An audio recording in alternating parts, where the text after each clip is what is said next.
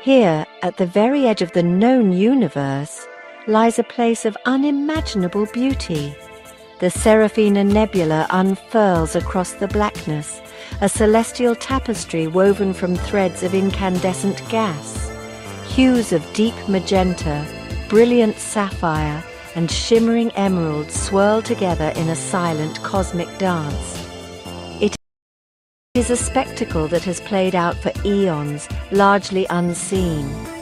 Yet within this vast and painterly expanse, a single tiny spark of consciousness resides.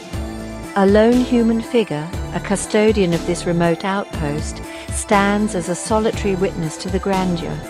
This is their home, a small habitat clinging to a rogue asteroid, dwarfed by the sheer scale of the cosmos. Life here is defined by this magnificent, ever-present vista. From their observation dome, the Keeper watches as stellar nurseries are born and ancient stars breathe their last. The nebula is not static. It is a living, breathing entity. Rivers of ionized hydrogen flow like great celestial waterways, while vast clouds of cosmic dust drift like ghostly continents. The silence is profound, broken only by the low hum of life support systems and the gentle whirring of the station's machinery. The Keeper's existence is one of quiet contemplation, a life lived in rhythm with the slow, grand cycles of the universe itself, a singular point of life in a wilderness of light and shadow. The Keeper, Ilara, has known no other life. Her days begin and end with the nebula's shifting colors. She charts the movements of gas clouds and notes the birth of new protostars with the meticulous care of a naturalist observing a hidden ecosystem. Every swirl of color, every flicker of distant light is as familiar to her as the lines on her own hand. This is not merely a backdrop to her existence, it is the very fabric of it. The constant, silent display of cosmic power is both a comfort and a stark reminder of her isolation, a beautiful but lonely companion in the deep, unending night of space. In this remote corner of creation, the concepts of day and night have no meaning. Time is measured not by the turning of a planet, but by the slow, inexorable drift of constellations and the scheduled maintenance of the great machine she serves. Her world is one of small routines set against an epic scale. The brewing of a cup of tea, the tending of a small hydroponic garden, these simple acts of humanity seem almost defiant in the face of such overwhelming emptiness. Yet, it is in these small rituals that she finds her anchor, a way to remain grounded amidst the silent, star-strewn ocean. At the heart of this solitary existence stands the lighthouse. It is not a structure of human design. This is an ancient, alien artifact, a towering spire of crystalline material that pulses with a gentle internal light. Its origins are lost to time, a relic left by a civilization long since vanished. The purpose of this great beacon, however, is timeless and vital. It is a guide for travelers, a celestial landmark for the starships that ply the treacherous trade routes crisscrossing the galaxy. The Seraphina Nebula, for all its beauty, is fraught with peril, its currents of stellar wind and gravitational anomalies capable of tearing a ship apart. The lighthouse functions by harnessing the very energy of the nebula itself. It draws in charged particles and cosmic radiation, focusing them through its complex crystalline core.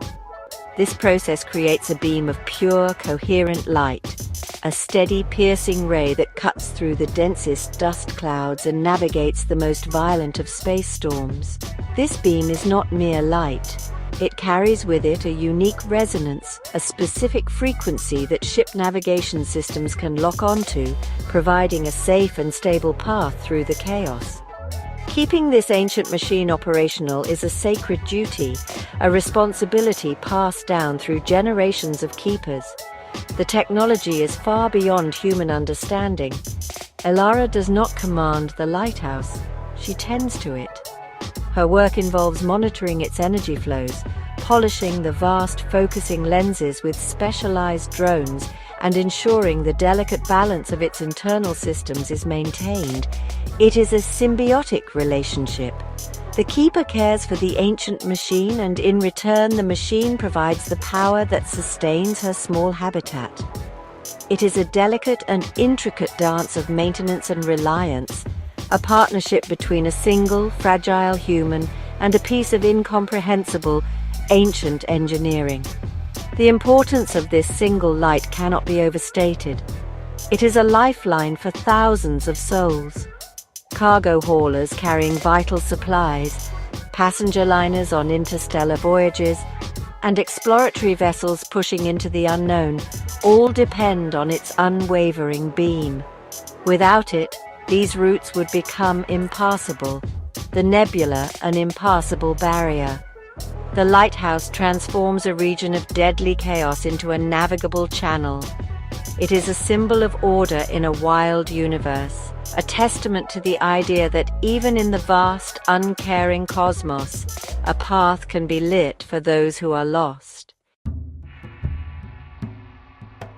Elara's days are a study in solitude. The silence is a constant companion, a vast, empty canvas upon which her thoughts are painted. She has access to a universe of information through the station's data link, books, music, films from a world she has never visited. But these are echoes from a distant place. Her reality is the hum of the recycler, the soft glow of the control panels, and the endless, silent waltz of the nebula outside her window. The loneliness is a palpable presence, a weight that can feel immense in the quietest moments, a deep ache for a voice that doesn't come from a speaker. She finds solace in her duty. The responsibility of the lighthouse gives her life a profound sense of purpose. Every check of the power conduits, every recalibration of the beam's focus, is an act that ripples across the galaxy. She knows that somewhere, far beyond her sight, a pilot is looking at their navigation screen and feeling a sense of relief as the beacon's signal appears. This knowledge is her connection to the wider universe, a bridge across the immense void that separates her from the rest of humanity. Her work is a conversation with the cosmos, spoken not in words but in light. There are moments, however, when the wonder of her position eclipses the loneliness. Standing in the maintenance gantry that encircles the main crystal, she can feel the immense power of the lighthouse coursing through the structure. It is a low, thrumming vibration that resonates deep in her bones, a feeling of being connected to something ancient and powerful.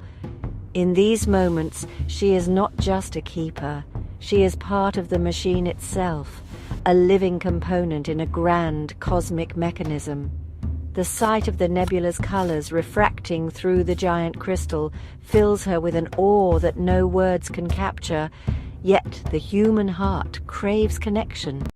She sometimes traces the paths of passing ships on her star charts, imagining the lives of those aboard. Are they families on holiday? Merchants carrying precious goods? Scientists on the verge of a great discovery? They are ghosts on her screen, transient signals that appear and then fade, unaware of the solitary woman who ensures their safe passage. She is a silent guardian, an unseen presence in their lives, a provider of a service for which no thanks are ever given or expected.